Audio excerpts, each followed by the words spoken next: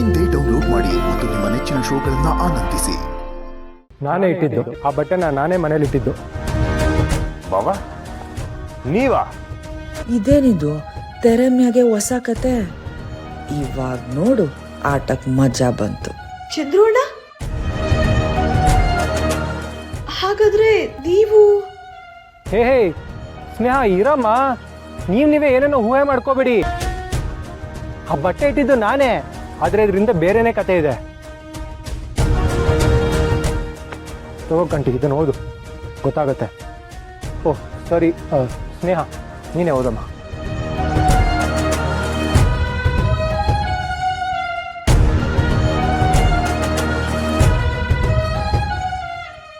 ಬಂಗಾರಮ್ಮ ನನ್ನ ಶತ್ರು, ಅವಳನ್ನ ಮುಗಿಸಿ ನಾನ್ ಗೆದ್ದಾಯ್ತು.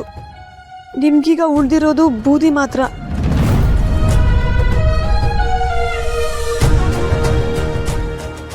ಅದಕ್ಕೆ ನನ್ನ ಕಡೆಯಿಂದ ಈ ಉಡುಗೊರೆ ಇಟ್ಕೊಳ್ಳಿ.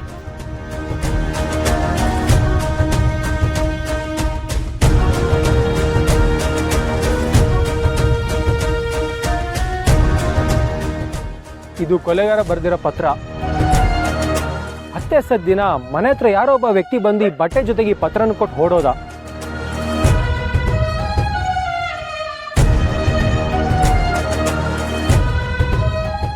ಈಟ್ ದಿನ ಯಾಕೆ ಬಾಬಾ ಈ ಸಣ್ಣ ಅಂತ ಹೇಳಿಲ್ಲ? ಸಾವಿನ ಮನೇಲಿ ಎಲ್ಲರೂ ನೋವಲ್ಲಿದ್ವಿ. ಇನ್ನೂ ಇದು ನಿನ್ನ ಕೈಗೆ ಸೇರಿದ್ರೆ ನೀನು ಇದ್ದಿದ್ದ ಪರಿಸ್ಥಿತಿಲಿ ನಿನ್ನ ಕೈ ರಕ್ತ ಆಗ್ತಿತ್ತು. ಅದಕ್ಕೆ ನಾನು ಯಾರಿಗೂ ಹೇಳಕ್ ಹೋಗಿಲ್ಲ. ಹಂಗಾರೆ ಹೆಂಗಿನ ತಗೊಂಡೋಗಿ ಮನೆಗೆ ಇಟ್ಕೊಂಡಿದ್ದೆ ಚಂದ್ರು? ಹೌದು, ಎಲ್ಲ ತಿಳಿಯಾದ್ಮೇಲೆ ನಾನೇ ಈ ವಿಷಯನ ಕಂಟಿಗೆ ತಿಳಿಸೋಣ ಅಂತ ಇದ್ದೆ. ಬಟ್ ಅಷ್ಟರಲ್ಲಿಗೆಲ್ಲ ಆಗೋಯ್ತು. ಹಿಂದೆ ಮುಂದೆ ಏನು ತಿಳ್ಕೊಳ್ದೆ ನನ್ನ ಮ್ಯಾಗ ಅನುಮಾನ ಪಟ್ಬಿಟ್ರಲ್ಲ ಎಲ್ರೂ. ಇದು ಸರಿನಾ?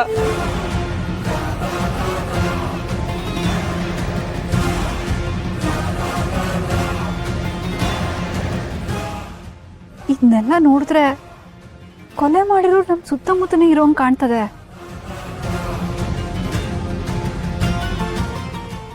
ಸುತ್ತಮುತ್ತನ ಯಾರಿರ್ಬೋದು?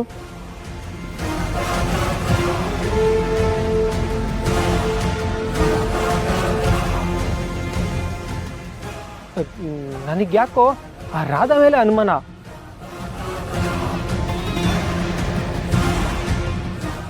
ಈ ಪತ್ರನ ಅವಳೇ ಬರೆದಿರ್ಬೋದು ಅನಿಸ್ತಿದೆ. ಅವಳಿಗೆ ಅತ್ತೆ ಮೇಲೆ ಮೊದಲಿಂದನೂ ಕೋಪ ಇತ್ತು.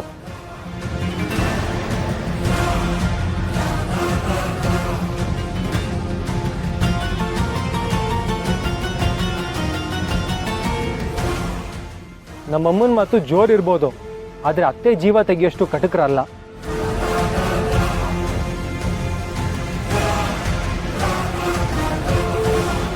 ಅವ್ರವ್ರ ತಾಯಿ ಅವ್ರಿಗೆ ಇಂಪಾರ್ಟೆಂಟೇ ಕಂಟಿ. ಕೋಪದಲ್ಲಿ ಬೇರೆಯವ್ರ ತಾಯಿಗೆ ಹತ್ರ ಅವಮಾನ ಮಾಡಬಾರ್ದು.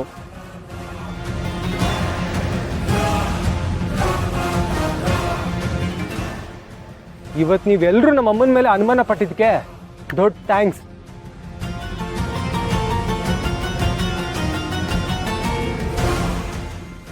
ಅಮ್ಮ ಬಾರಮ್ಮ, ಹೋಗೋಣ.